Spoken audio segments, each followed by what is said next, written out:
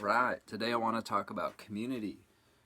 As you know, I've been traveling, checking out communities, and intentional communities is the politically correct term. I still like the term commune. But why am I so fascinated by this community thing? Well, probably stems from just feeling like I wasn't really connected very well for 20 years in a religious organization. That's probably a big part of it.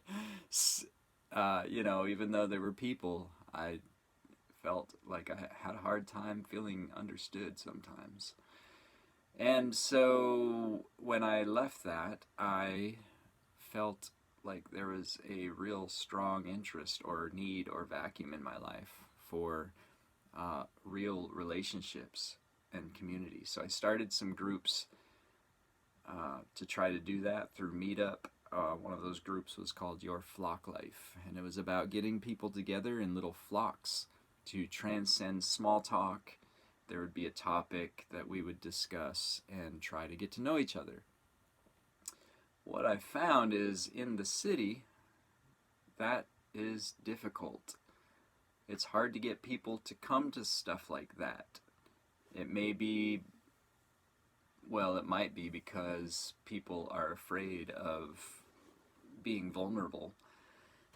But it might also be that people are very busy in the city. They're busy with their jobs, which pay for their entertainment, houses, families, cars, all those things that lives are being spent maintaining instead of enjoying relationship.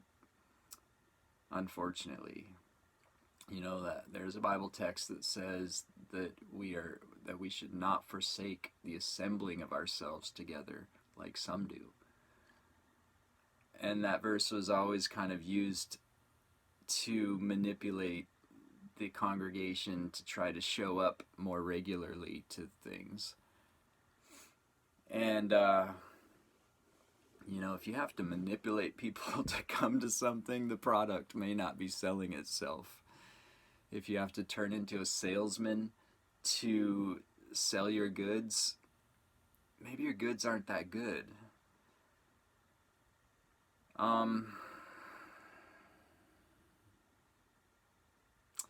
Something to think about there. So anyway, there's another verse too, and it says, "He who isolates himself seeks his own desires. He rages against all wise judgment." So, biblically speaking, if you take that into account or care, it reveals that, it's not good that man should be alone. We're built for tribe. We're built for family. We're built for community. Some of the healthiest, you look back at like the native tribes, that was the way life was. You look back at like the Hispanics, and even in California, they all have these huge extended families and they all live together. That's a little stereotypical. They don't all, but that's very common. And when I lived in California, I sort of, I respected how they had such strong family ties, that culture. And so, as whiteys, it seems like we've just kind of thrown all of that into the wind for the purpose of becoming very independent and autonomous. And I think that's killing our spirits. Like, do we even know how to be in relationship anymore?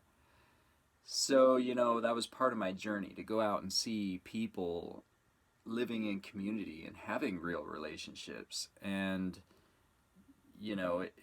to be honest, it wasn't perfect. There was a lot of contention and disagreement and difficulty in community, But isn't that what it's about? Isn't it about learning how to manage those things? If we just go isolate ourselves into the woods on top of a hill in a cave, do we ever really learn to transcend our inability to relate to others? That's why I think it's good that, these communities have strategies for dealing with contention. And like I said yesterday, most of them are using nonviolent communication, NVC, to do that. And some of them even have counseling committees and people who intervene in any kind of unresolved conflict to mediate and such. Otherwise we turn into the loneliest whale who just doesn't even know how to sing to others. And, I also visited some homesteads, and a lot of them were just really in the middle of like a million unfinished projects. And it almost seemed a little overwhelming for one family to go out into the middle of nowhere and try to do all the things that have to be done in, creating a living situation. There are water sources that need to be managed. There's wood that needs to be gathered. There are a lot of times animals that they're caring for. There are gardens that need to be cared for. Houses need to be built.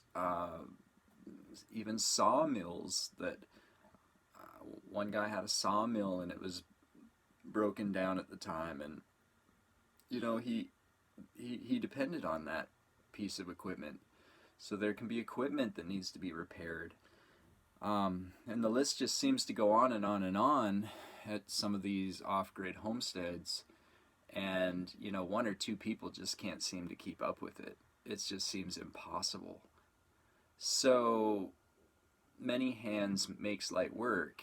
And, if you're going to be creating a life like that, I think it's realistic to realize you need more than you and another, or just you. You need a community to help you build that. The other thing is, let me just take a look here.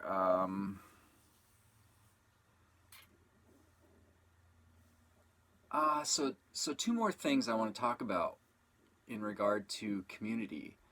One is trying to figure out which one to talk about first here.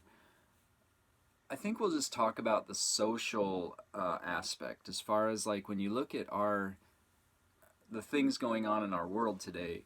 It really seems like there are a lot of symptoms of this breakdown in our community with each other.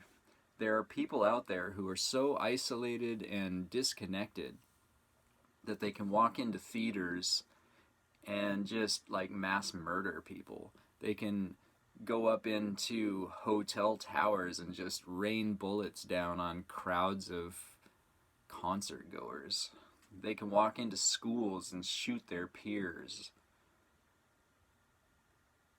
And those are just bullets.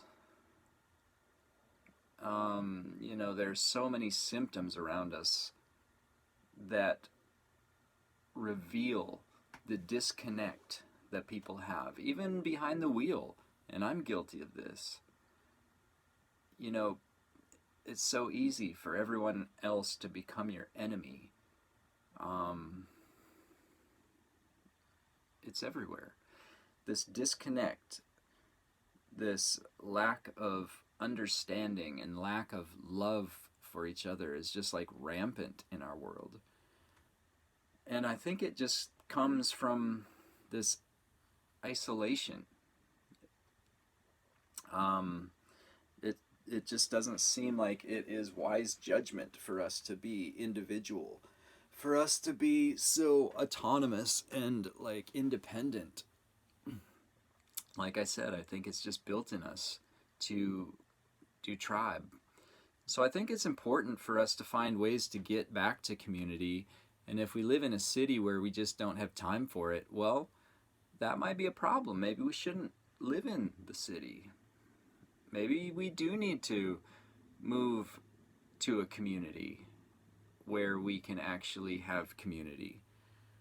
That's sort of what I've been thinking. And so the last thing that I really wanted to address is when you do that, when you begin to develop community. I'm just going to talk about the typical commune right now, where people are moving out onto a property together, building structures preferably from natural resources, renewable resources, earth resources, living off grid, using solar energy if needed, or I'm not going to go through all the dynamics, but basically you're living in a more sustainable way in harmony with the earth in an eco-village. 10 acres, if you have 5 or 6 people or families living on those 10 acres, think about that. A lot of homesteaders are just going out and buying 10 acres for themselves and not sharing it with anyone.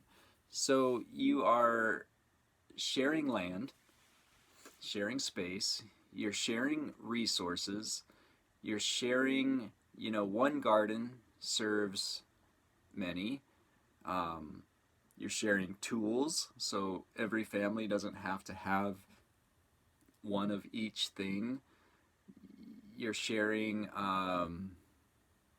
basically everything, so everything doesn't have to be duplicated like it does in our modern day suburbs.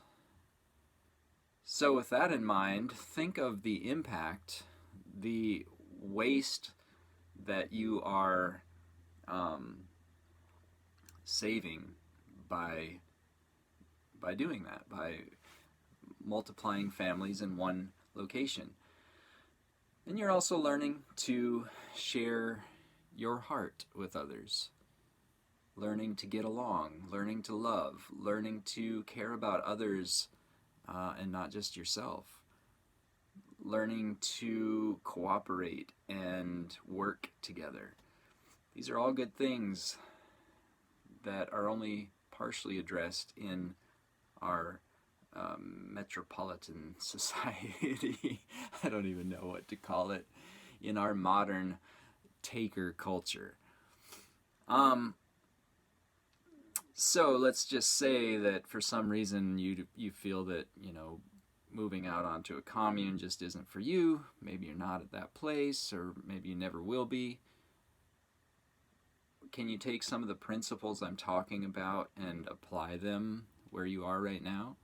Could you start like a neighborhood sharing library?